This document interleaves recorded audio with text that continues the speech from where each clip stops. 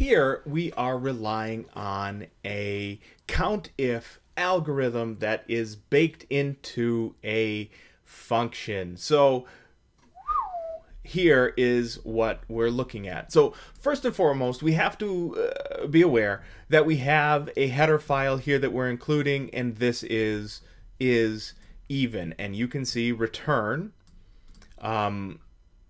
a Boolean rather, return, so true or false if the following statement is true. And it's even if we can divide it by 2 with no remainder. So that is what we need to know. Here we can see we have, I'm just going to go ahead and run this in the meantime, we can see we have on line number 10, we have our vector of integers 1, 2, 3, 4, 5, 6, 7, 8.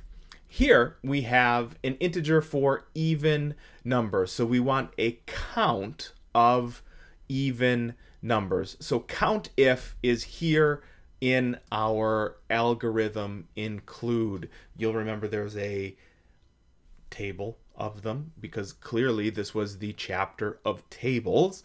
The table of them in 17.7, I want to say.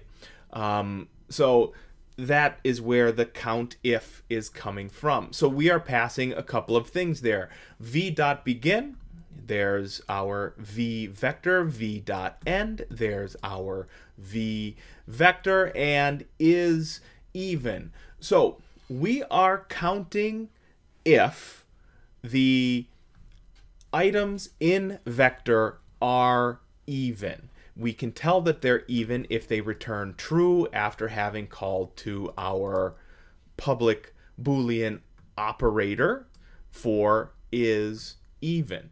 So what happens here is each one of the elements in our vector is tested for is even.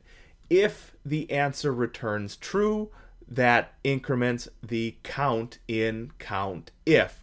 When we get all the way through our vector v.end, that is going to return here the count of even numbers. So we can see right there the vector contains 4 even numbers. That is a load easier than, creating all of the algorithmic stuff we would have had to do in order to get that to work otherwise.